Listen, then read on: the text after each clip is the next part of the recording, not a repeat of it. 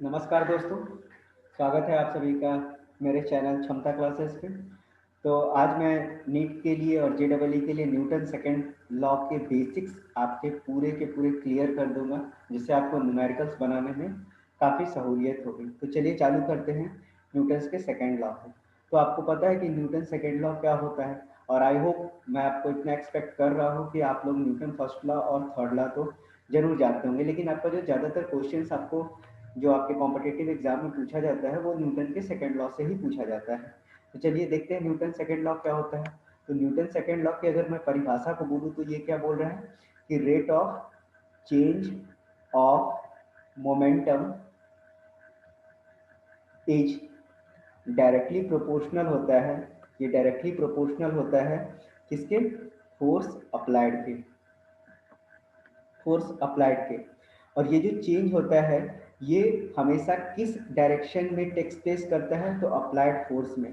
तो मैं क्या बोल रहा हूँ कि जो इसमें चेंजेज होता है वो कहाँ पर होता है? तो हमेशा अप्लाइड फोर्स के डायरेक्शन में होता है।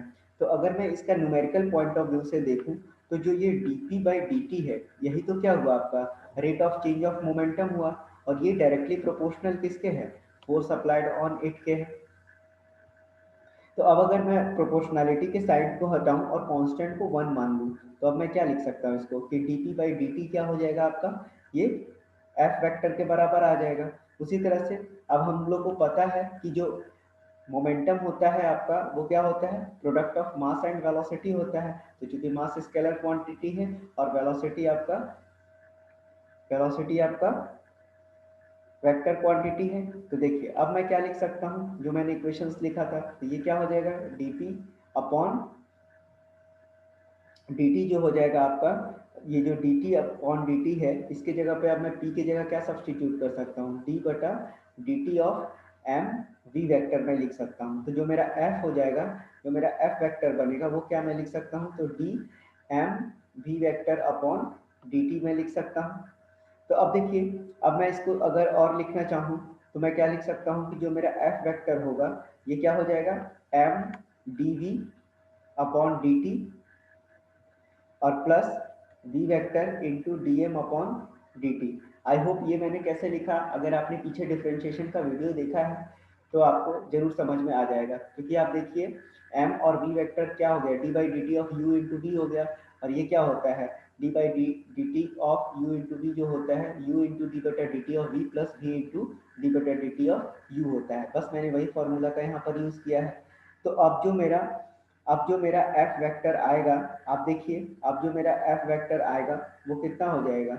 वो हो जाएगा आपका m dv vector upon dt हो जाएगा। अब चूंकि मास कांस्टेंट होता है तो आपका जो ये वाला टर्म है वो क्या हो जाएगा? जीरो हो जाएगा। तो जो f वेक्टर आपका निकल कर आएगा वो किसके बराबर हो जाएगा? मास। और आप देखिए रेट ऑफ चेंज ऑफ ये वेलोसिटी है, तो ये किसको रिप्रेजेंट करता है? एक्सीलरेशन को। तो जो आपका फोर्स आ गया वो किसके बराबर आ गया? मास इनटू एक्सीलरेशन के बराबर आ गया। आई होप यहाँ तक आपको बिल्कुल क्लियर हो गया होगा। तो जो आप ऊपर के रिजल्ट देख रहे हैं ये जो है न्यूटन का सेकेंड लॉ नहीं है। हालांकि ये क्या बता रहा है कि ये एक कंडीशनल रिजल्ट है जो कि हमने ऑब्टेन किया है। मैं आपको क्या बोल रहा हूँ, आप ध्यान से सुनिए। मैं आपको बोल रहा हूँ कि मैंने जब डेफिनेशन बताया तो आपको ये बोला कि ये rate of change of momentum होता है, लेकिन ये जो मैंने रिजल्ट आपको सामने प्रोड्यूस किया ये कैसा रिजल्ट है? एक कंडीशनल रिजल्ट है जिसको कि मैंने ऑब्टेन किया है। ठीक है, और वो कंडीशन क्या है? तो वो कंडीशन क्या है कि यहाँ पर मैंने मास को क्या मान रखा है? कांस्टेंट मान रखा है। आई होप आपको ये बहुत अच्छे से क्लियर हो गया होगा। तो चलिए, जैसे ही अगर आप इस बात को समझ चुके हैं तो अब हम चलते हैं आपको न्यूमेरिकल एप्लीकेशन की ओर, जो कि आपके लिए काफ़ी लाभप्रद होगा। तो मैं चलता हूँ न्यूमेरिकल एप्लीकेशंस की ओर। तो देखिए न्यूमेरिकल एप्लीकेशन में क्या होगा कि आपके पास अब अगर मैं f बराबर मास इंटू एसिलरेशन था, तो अब मैं एसिलरेशन के क्या लिख सकता हूँ? अगर मैं f को f नेट बना देता हूँ और अपॉन क्या लिख दूंगा? m लिख दूंगा। जहां पर जो मेरा f नेट है इसको मैं क्या बोल रहा हूँ? ये क्या है आपका? वेक्टर रिजल्टेंट है। किसका? सभी फोर्सेस का। सभी फोर्सेस का क्या है, ये वेक्टर रिजल्टेंट है जो कि एक्ट कर रहा है बॉडी पर। अब देखिए, अब आगे बढ़ता हूं मैं। तो ये जो मतलब है इसका मैं क्या कहना चाह रहा हूं, तो मान लीजिए कि एक बॉडी है जिसका मास क्या है, m है, और इस पर नंबर ऑफ फोर्सेस एक्ट कर रहे हैं। सपोज कर लीजिए कि बहुत सारे फोर्सेस एक्ट कर रहे हैं, जो मैं आपके लिए लिख देता हूं। ये देखिए, आपके पास नंबर ऑफ फोर्सेस एक्ट कर रहे हैं।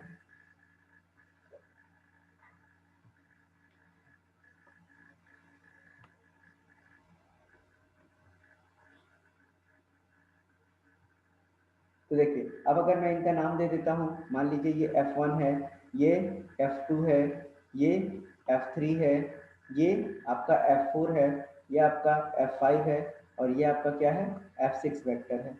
तो देखिए, अब अगर मैं इसका रिजल्टेंट ड्रॉ करूंगा तो क्या बनेगा, एक मास होगा, और इस मास के ऊपर क्या लगेगा, एक नेट फोर्स लगेगा, जिसको कि मैंने क्या मान रखा है, एफ नेट मान रखा है। तो जो आपका एफ नेट का वैल्यू आएगा, एफ नेट का वैल्यू आएगा, वो आप क्या लिख सकते हैं, सभी फोर्सेस के समेशन के बराबर लिख सकते हैं। आई होप आपको ये बात अच्छे से समझ में आ गया होगा। चलिए, अब इसका देखते हैं हम लोग फिजिकल एप्लीकेशन, जो आपके डायरेक्टली न्यूमेरिकल में काम आएगा। तो फिजिकल एप्लीकेशन से ही मैं आपको क्लियर कर दूंगा। आप क्वेश्चंस देखते के साथ आप उसको सॉल्व कर लेंगे कि आपको इसमें लगाना क्या है। तो मैं बिल्कुल बेसिक से चालू करता हूँ और आपको बताते चलूंगा, चाहे वो कंडीशन कैसा भी हो। तो देखिए, मैं केस 1 लेके चल रहा हूँ। पहला केस मैं ले रहा हूँ, सबसे सिंपल सा केस मैं आपको बता रहा हूँ, और मैं पूरा कवर करूंगा जितने भी केसेस अभी तक आपके एग्जाम में पूछे गए हैं। तो अगर कोई बॉडी है, वो कहाँ पर रखा हुआ है, हॉरिजॉन्टल प्लेन में। तो अगर कोई हॉरिजॉन्टल प्लेन में किसी बॉडी को रखा गया है और वो किस में है, वो अगर रेस्ट में है, तो वहां पर आपके पास जो फोर्सेस लगेंगे वो किस तरह से लगेंगे, चलिए देखते हैं। मान लीजिए ये आपका एक हॉरिजॉन्टल प्लेन है जिसके ऊपर एक बॉडी लाई कर रहा है। तो अब आपको ये बात पता होनी चाहिए कि जो आपका बॉडी का सेल्फ वेट होता है, वो हमेशा नीचे की एक्ट करता है, और वो कितना होता है, m इंटू जी के बराबर एक्ट करता है। तो आप देखिए कि अब जो है, अब मैं आपको एक चीज बता रहा हूं कि जब भी कोई बॉडी जो है किसी सरफेस के ऊपर लगा रहता है, तो अगर वो रखा रहता है, तो आप ये समझ लीजिए कि वहां से हमेशा एक रिएक्शन फोर्स लगेगा। मैं क्या बोल रहा हूँ कि जब भी अगर कोई बॉडी जो है किसी सरफेस के साथ अटैच्ड है, तो उस सरफेस से हमेशा एक नॉर्मल फोर्स जनरेट होता है, और इस नॉर्मल का ही दूसरा नाम क्या होता है, रिएक्शन फोर्स होता है। तो आप देखिए, यहाँ पर बॉडी तो इस सरफेस से जुड़ा हुआ है ना, तो जाहिर सी बात है यहाँ पर एक जरूर रिएक्टिव फोर्स लगेगा या नॉर्मल फोर्स लगेगा, जो कि परपेंडिकुलर टू द सरफेस होगा। तो अब मैं क्या लगा सकता हूँ, तो अब मैं अगर यहाँ से नॉर्मल खींचूंगा, तो नॉर्मल मेरा किधर लगेगा, ये ऊपर की ओर लगेगा। तो अब मैं बोलूँ यहाँ पर कोई हॉरिजॉन्टल फोर्स एग्जिस्ट कर रहा है क्या, तो नहीं, कोई हॉरिजॉन्टल फोर्स एग्जिस्ट ही नहीं कर रहा है। तो मेरे पास सिर्फ क्या होगा, एक वर्टिकल फोर्स ही एग्जिस्ट करेगा। तो अगर मैं वर्टिकल डायरेक्शन के लिए लिखना चाहूँ कि क्या एग्जिस्ट कर रहा है, तो आप सीधा सीधी क्या लिखेंगे, सीधा सीधी आप लिखेंगे कि आपका जो नॉर्मल होगा, एन ऊपर की ओर लग रहा है तो पॉजिटिव, नीचे एम जी की ओर लग रहा है तो ये जीरो के बराबर होता है, तो नॉर्मल किसके बराबर हो जाएगा, आपका एम जी के बराबर हो जाएगा। तो ये आपको जो सिंपल केस था, आपको बेहद आसानी से समझ में आ गया होगा। अब चलिए, अब मैं दूसरा केस कंसिडर करता हूँ। तो दूसरा केस भी बिल्कुल इसी की तरह होगा, बस अब मैं क्या कर ले रहा हूँ, अब मैं केस 2 में क्या ले रहा हूँ कि केस 2 में मैंने लिया कि एक सरफेस है जिसके ऊपर एक बॉडी को रखा गया है। अब पिछले केसेस में आप देखेंगे कि बॉडी रेस्ट में था, लेकिन अब मैं यहाँ पर क्या बात कर रहा हूँ कि अब यहाँ पर मैंने एक फोर्स लगा दिया। अब इस फोर्स के लगने से अब इस बॉडी में क्या आ जाएगा, एक एक्सीलरेशन आ जाएगा। और जो आपका दो फोर्सेस लग रहे थे, एक mg जो नीचे लग रहा था वो तो लगेगा ही, और एक जो है ऊपर की डायरेक्शन में जो नॉर्मल लग रहा था वो लगेगा ही। तो अब आपके पास यहाँ पर देखिए कि हॉरिजॉन्टल डायरेक्शन के लिए अगर आप लिखते हैं, अगर आप हॉरिजॉन्टल के लिए लिखेंगे तो क्या लिखेंगे, आप चूंकि फोर्स लगा है ना, तो फोर्स होता क्या है, मास इंटू एक्सीलरेशन। तो जो आपका फोर्स होगा वो किसके बराबर हो जाएगा, ma के बराबर हो जाएगा। और जो आपका वर्टिकल डायरेक्शन के लिए अगर आप लिखते हैं, तो आप क्या लिखेंगे, simply n minus M G क्या हो जाएगा आपका जीरो, तो नॉर्मल क्या हो जाएगा, एम जी के बराबर हो जाएगा। आई होप ये सिंपल सिंपल केसेस आपको बहुत आगे काम करेंगे। चलिए अगले केसेस को देखते हैं, केस नंबर 3 को देखते हैं। तो केस नंबर 3 क्या है कि अब तक हम जो है एक फोर्स लेते थे, लेकिन अब हम अपने फोर्सेस की संख्या को क्या कर दे रहे हैं, बढ़ा दे रहे हैं। तो बढ़ाने से कहने का मतलब है एक फोर्स मैंने इधर लगा दिया और दूसरा फोर्स मैंने इधर भी लगा दिया।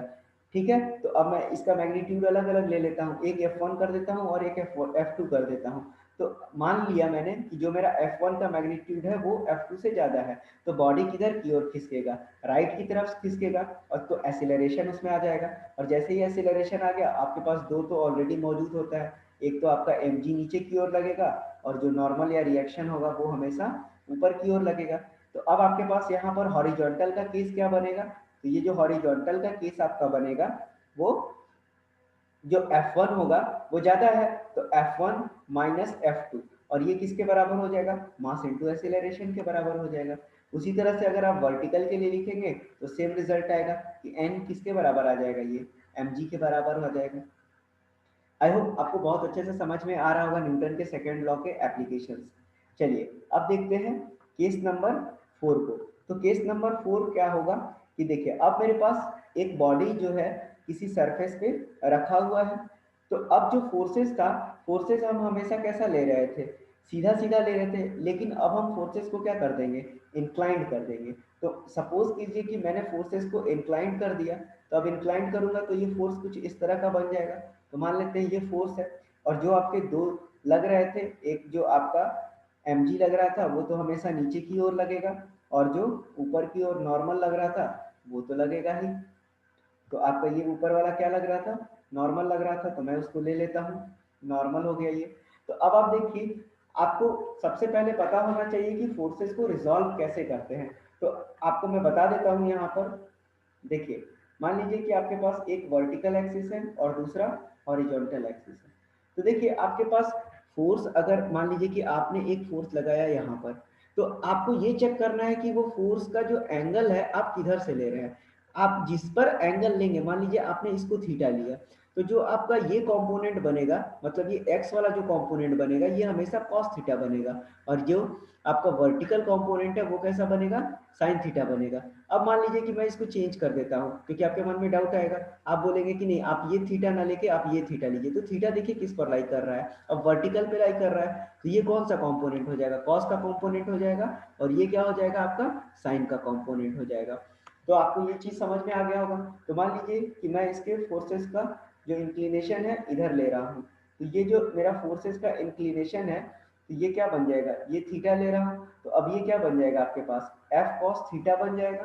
और जो आपका वर्टिकल कंपोनेंट है वो क्या बन जाएगा, एफ साइन थीटा बन जाएगा।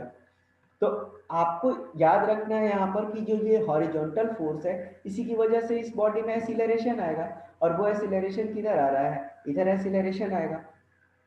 तो अब अगर मैं लिखना चाहूँ कि बताइए कि अगर मैं वर्टिकल डायरेक्शन के लिए लिखना चाहूंगा तो क्या लिखूंगा, मैं लिखूंगा कि जो नॉर्मल हो रहा था, नॉर्मल के साथ ऊपर में क्या लग रहा है, एफ साइन थीटा लग रहा है, और ये किसके बराबर हो जाएगा, minus M G is equal to zero के बराबर हो जाएगा।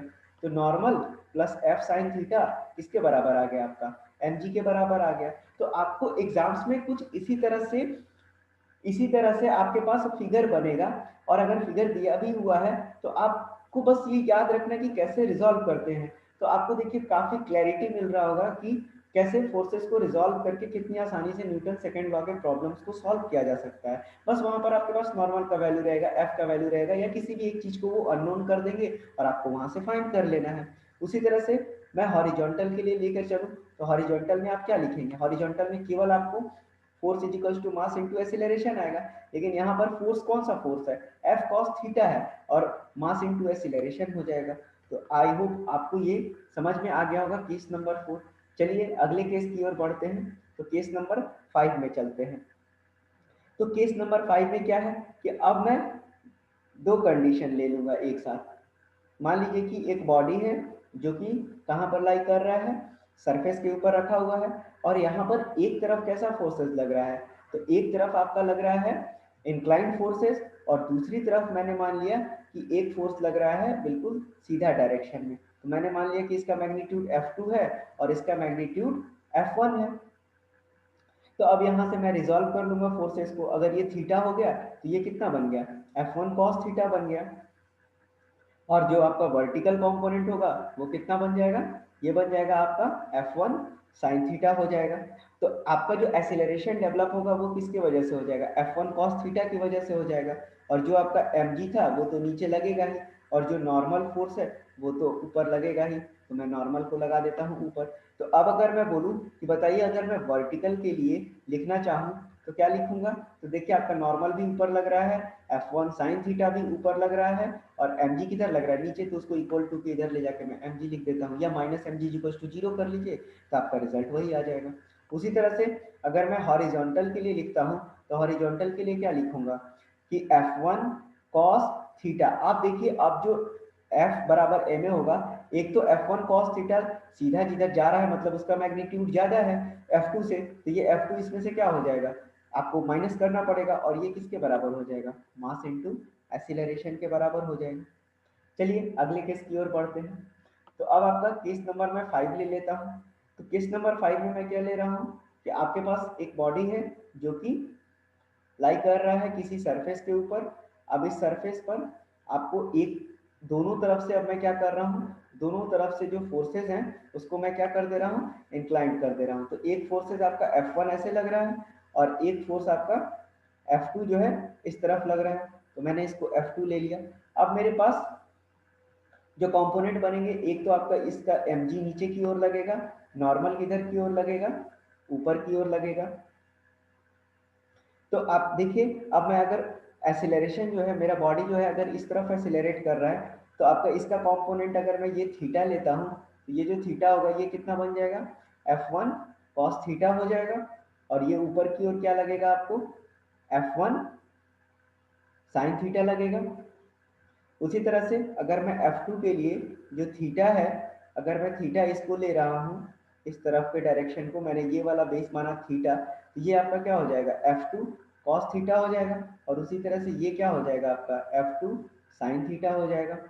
तो चलिए अब थीटा के लिए मान लीजिए कि एंगल अलग अलग हो गया होगा, क्योंकि हमें पता तो नहीं है कि एंगल वो कितना देंगे, तो मैं एक को एंगल क्या मान लेता हूँ, फाई मान लेता हूँ। तो अब आपके पास क्या बनेगा, तो अब जब आप वर्टिकल डायरेक्शन में देखेंगे तो आपको कौन कौन से फोर्सेस नजर आ रहे हैं, एक नॉर्मल लग रहा है, दूसरा क्या लग रहा है आपके पास, F1 sin थीटा लग रहा है, और क्या लग रहा है नीचे, क्या लग रहा है mg लग रहा है। तो ये किसके बराबर हो जाएगा, जीरो के बराबर हो जाएगा। नहीं, एक फोर्सेस मैंने छोड़ दिया, जो आपका एक और फोर्सेस क्या लग रहा है नीचे की ओर, माइनस F2 sin थीटा लग रहा है, और ये किसके बराबर हो जाएगा, जीरो के बराबर हो जाएगा। तो जो आपका नॉर्मल हो जाएगा वो किसके बराबर हो जाएगा, F1 sin थीटा के बराबर, और दोनों जो निगेटिव है उसको मैं जीरो के उस तरफ भेज दूंगा, तो mg प्लस F2 ये sin फाई हो जाएगा। मैंने यहाँ थीटा लिख दिया है, आई एम एक्सट्रीमली सॉरी। ये क्या हो जाएगा आपका sin फाई के बराबर हो जाएगा। अब देखिए उसी तरह से अगर मैं हॉरिजॉन्टल के लिए लिखूंगा तो क्या लिखना पड़ेगा मुझे, तो हॉरिजॉन्टल के लिए आप देखिए जो फोर्सेज है, एक है F1 cos थीटा जो कि इसी की वजह से एक्सीलरेशन डेवलप होगा, और एक लगेगा आपको F2 cos थीटा, और ये किसके बराबर, सॉरी cos फाई हो जाएगा, आई एम एक्सट्रीमली सॉरी। तो ये किसके बराबर हो जाएगा आपका, मास इनटू एक्सीलरेशन के बराबर हो जाएगा। चलिए नेक्स्ट केस में बढ़ते हैं, अपना केस नंबर 6 में चलते हैं। तो अब आपके पास जितने भी एग्जाम्स में क्वेश्चन पूछे गए थे, तो ये सभी के सभी कैसे थे, तो ये सभी के सभी आपके हॉरिजॉन्टल प्लेन में थे। अब मैं आपको प्लेन कैसा कर दूंगा, अब मैं आपके प्लेन को भी इंक्लाइंड कर दूंगा।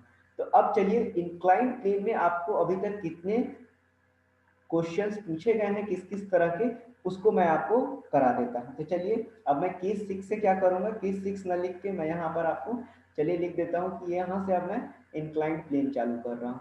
अब मेरा प्लेन कैसा हो गया है, इंक्लाइंड प्लेन हो गया है। तो अब इंक्लाइंड प्लेन पर जो है देखेंगे हम कि केस नंबर मेरा 1 क्या है। तो देखिए मान लीजिए ये मेरा सरफेस था, अब ये सरफेस से क्या हो गया, बॉडी, बॉडी जो है अब मैंने एक एंगल ले लिया जो कि ये थीटा एंगल पर ये इंक्लाइंड है। ये सरफेस को मैंने क्या कर दिया, मान लीजिए एक सीधा रोड है और एक आप चढ़ान पर चढ़ रहे हैं, बस आप उसी को समझ लीजिए।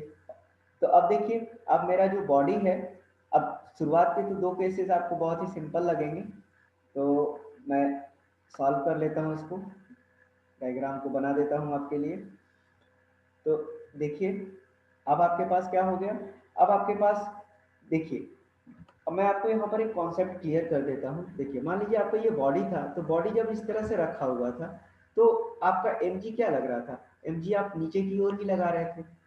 आप देखिए आप इसी बॉडी को इस प्लेन से, ये हॉरिजॉन्टल प्लेन से, अब अगर आप उठा के आप इसको किसी एंगल पे रख दे रहे हैं, अब आप किसी एंगल पे रख दे रहे हैं, तो जो बॉडी का मास इनटू ग्रेविटी था वो तो हमेशा नीचे ही लगेगा ना, लेकिन आपका जो रिएक्शन फोर्स होता है वो तो हमेशा परपेंडिकुलर लगता है, मतलब उसका डायरेक्शन किधर होगा, वो तो हमेशा सीधा ही रहेगा आपका, ये तो नॉर्मल ही रहेगा, ये परपेंडिकुलर ही होगा। तो अब आप अगर परपेंडिकुलर के लाइन को थोड़ा सा नीचे अगर एक्सटेंड करेंगे तो देखिए आप एम के साथ ये एक एंगल बना रहा है, तो ये एंगल किसके बराबर होगा, तो ये एंगल भी उतने ही टिल्ट करेगा। भाई आप जितने पर प्लेन को टिल्ट किए हैं उतने पर तो बॉडी भी टिल्ट कर जाएगी, तो मतलब जितना ये थीटा गया है तो यही थीटा बन जाएगा। तो अब आपके पास जो आपका mg होगा, अब ये mg के भी कंपोनेंट बनने लगेंगे, और mg क्या है, mg is nothing but the force, क्योंकि आपको पता है कि जो आपका फोर्स होता है मास इनटू एक्सीलरेशन होता है, और जब ग्रेविटी की वजह से लाई करता है तो वो क्या हो जाता है, mg हो जाता है। तो आई होप आपको ये बात क्लैरिटी दे दी होगी कि मैं थीटा कैसे लूंगा जब इंक्लिनेशन पे मैं जाऊंगा। तो आपको यहाँ तो पता चल गया कि यहाँ से जो नॉर्मल जाएगा वो तो परपेंडिकुलर ही होगा सरफेस के, लेकिन जो mg होगा वो हमेशा नीचे की ओर ही एक्ट करेगा। बॉडी को आप कैसे भी टिल्ट कर दीजिए, तो अब ये क्या बन गया, अब इन दोनों के बीच में एक एंगल डेवलप हो गया, तो वो एंगल भी कितना होगा, थीटा, और अभी अभी मैंने आपको ये समझा भी दिया कि ये कैसे थीटा होता है।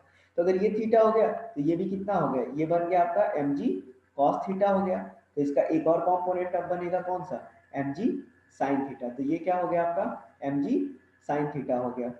अब देखिए अब बॉडी क्या है, बॉडी ढलने का कोशिश करेगा, मतलब नीचे आने की कोशिश करेगा, तो एसिलरेशन हमारा किधर होगा, इधर होगा, तो एसिलरेशन को हम इधर ले लेते हैं।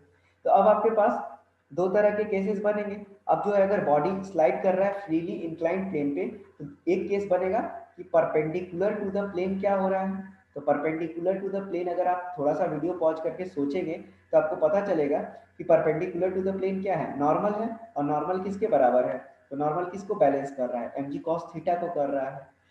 तो आई होप आपको ये इंक्लाइंड प्लेन बहुत अच्छे से समझ में आ गया होगा। उसी तरह से पैरेलल टू द प्लेन क्या आएगा, पैरेलल टू द प्लेन आपके पास क्या आ जाएगा, तो देखिए प्लेन के पैरेलल में क्या क्या जा रहा है, तो एम जी साइन थीटा जा रहा है, और यही तो मेरा फोर्स है, और ये किसको बैलेंस करेगा, मास इंटू एक्सीलरेशन को, क्योंकि इस बॉडी का मास मैंने क्या ले रखा है, एम ले रखा है। तो एम जी साइन थीटा, देखिए आप जिधर ढलन रहा है बॉडी उधर ही है, तो मास इंटू एक्सीलरेशन भी क्या होगा, जस्ट उसके बराबर हो जाएगा।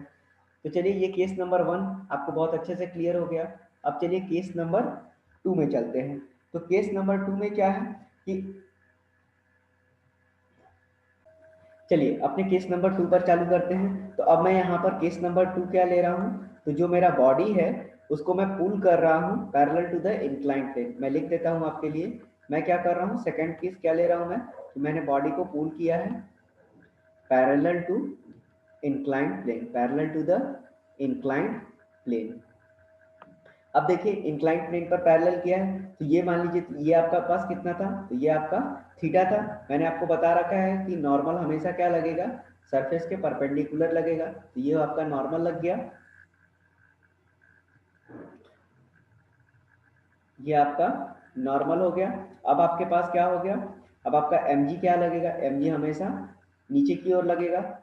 तो अब इन दोनों के बीच में क्या डेवलप हो जाएगा, एक एंगल डेवलप हो जाएगा, ये एंगल आपका कितना आ जाएगा, तो वो भी कितना बनेगा आपका, थीटा बनेगा। तो ये एंगल भी कितना हो गया आपका, थीटा हो गया। तो अब ये क्या बन गया आपका एम जी कॉस थीटा बन गया। तो अब एम जी कॉस थीटा बना, तो आपका जो हॉरिजॉन्टल कंपोनेंट अब क्या बन जाएगा, एम जी साइन थीटा बन जाएगा। उसी तरह से अब अगर मैं इस पर फोर्स लगा रहा हूँ एफ, ठीक है, तो ये फोर्स का मैग्नीट्यूड अगर इतना ज्यादा है कि इस बॉडी को ऊपर खींच ले, तो एक्सेलरेशन किधर एक्ट करेगा आपका, एक ही ओर एक्ट करेगा।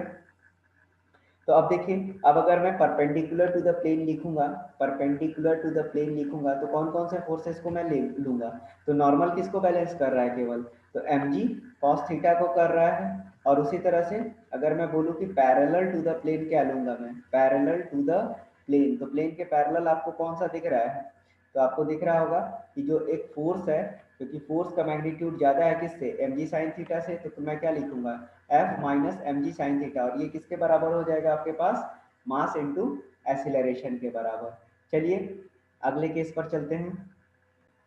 चलिए केस 3 में मैंने क्या ले रखा है कि अगर मैं बॉडी को पुल कर रहा हूँ parallel to the incline plane, लेकिन वो एक्सेलरेट किधर कर रहा है, डाउनवर्ड की ओर। तो देखिए अब अगर मान लीजिए कि आपका ये थीटा पर इंक्लाइन प्लेन है, तो अब आपका नॉर्मल तो हमेशा क्या रहेगा, तो नॉर्मल हमेशा सरफेस के परपेंडिकुलर एक्ट करता है और एम हमेशा डाउनवर्ड में करता है, तो इन दोनों के बीच में एक एंगल डेवलप होगा जो कि प्लेन के बराबर होगा, प्लेन जितना एंगल से इंक्लाइन किया हो। तो ये भी कितना हो गया, थीटा हो गया। तो अब ये आपका क्या बन गया, एम जी कॉस थीटा बन गया। तो आपके जो हॉरिजॉन्टल कंपोनेंट होगा वो क्या बन जाएगा, एम जी साइन थीटा बन जाएगा। उसी तरह से मैं बोल रहा हूँ कि अगर मैं फोर्स क्या लगा रहा हूँ, फोर्स मैं एफ लगा रहा हूँ, लेकिन बॉडी किधर एक्सीलरेट कर रहा है, इधर। मतलब जो एम जी साइन थीटा का मैग्नीट्यूड है वो इस फोर्स के मैग्नीट्यूड से क्या हो गया, ज़्यादा हो गया। तो अब जो मेरा परपेंडिकुलर टू द प्लेन होगा, परपेंडिकुलर टू द प्लेन होगा, तो जो आपका नॉर्मल होगा वो किसको बैलेंस कर रहा है, एम जी कॉस थीटा को कर रहा है। उसी तरह से जो पैरेलल टू द प्लेन जा रहा है, पैरेलल टू द प्लेन जा रहा है, वो क्या कर रहा है, तो एम जी साइन थीटा का मैग्नीट्यूड ज़्यादा है इस फोर्स से, तो वो किसके बराबर हो जाएगा, मास इंटू एक्सीलरेशन के बराबर हो जाएगा। चलिए केस नंबर 4 को देखते हैं। आई होप अब तो आपको याद हो गया होगा इस वीडियो से कि क्वेश्चंस में कैसे सॉल्व करेंगे, और मैं आपको सारे केसेस करा दूंगा जितने भी अभी तक एग्जाम में पूछे गए हैं। तो देखिए अब मैं क्या कर रहा हूँ कि अब मैं केस नंबर 4 ले रहा हूँ। तो केस नंबर 4 में मैं क्या ले रहा हूँ कि जो मेरा बॉडी है वो एक्सीलरेट तो कर रहा है ऊपर की ओर, लेकिन जो इसका फोर्सेस होगा, अभी तक मैं सिर्फ सिंगल फोर्सेस को कंसीडर कर रहा था, अब मैं दो फोर्सेस को कंसीडर करूंगा। ठीक है, तो चलिए अब मैं दोनों फोर्सेस को ले लेता हूँ यहाँ पर। तो देखिए अब मैं कौन कौन सा फोर्सेस लूंगा यहाँ पर, तो आपका जो सरफेस के परपेंडिकुलर होगा, ये नॉर्मल तो आपके पास हमेशा एक्ट करेगा, एम जी हमेशा डाउनवर्ड की ओर एक्ट करेगा, और इसकी वजह से क्या बनेगा, एंगल क्रिएट होगा जो प्लेन की वजह से बन रहा था। तो ये क्या हो जाएगा आपका, एम जी कॉस थीटा हो जाएगा, क्योंकि ये कितना है, थीटा है, क्योंकि प्लेन भी कितने एंगल पर है, थीटा पर है। अब आपने मान लिया कि अब आपका फोर्स एक F1 इस डायरेक्शन में लग रहा है, और दूसरा फोर्स जो है आपको इधर भी लग रहा है। ठीक है, तो ये वाला फोर्स क्या लग रहा है, एक F2 लग रहा है, और इसकी वजह से जो mg की वजह से एक और फोर्स यहाँ पर लगेगा, ये क्या लगेगा, mg साइन थीटा लगेगा। लेकिन बॉडी किधर एक्सीलरेट कर रहा है, बॉडी ऊपर की ओर एक्सीलरेट कर रहा है। क्यों, क्योंकि जो F1 का मैग्नीट्यूड है वो सारे के सारे जो parallel to the plane forces लग रहे हैं उससे ज्यादा है। तो अब अगर मैं लिखूंगा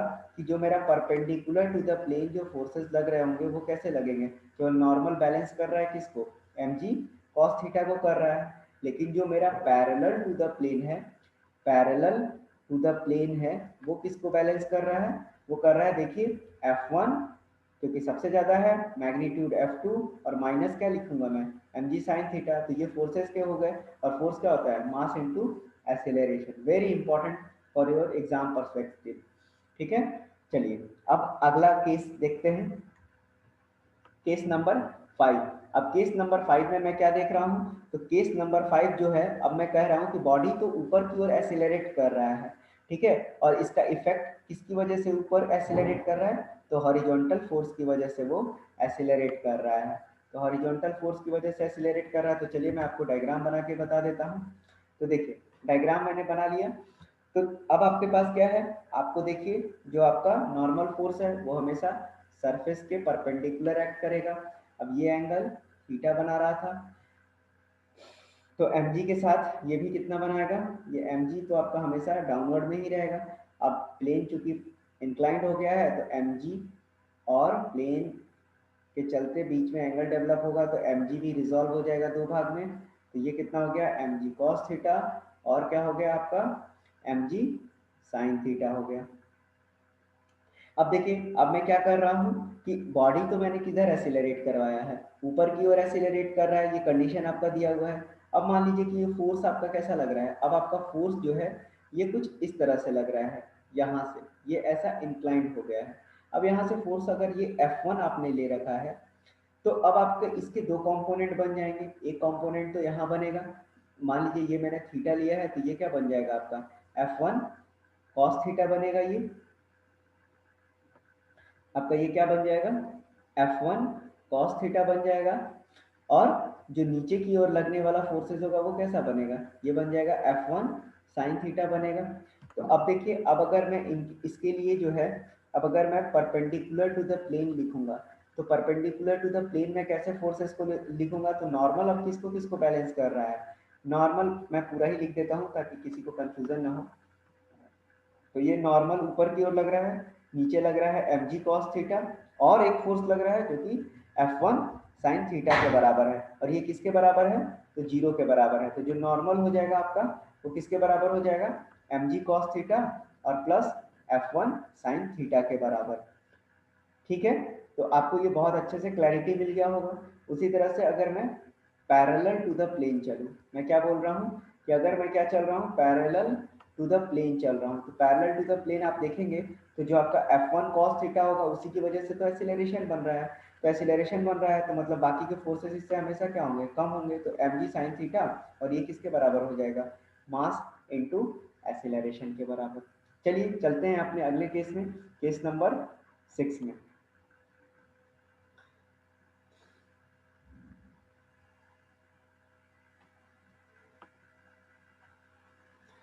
चलिए तो केस नंबर 6 में चलते हैं।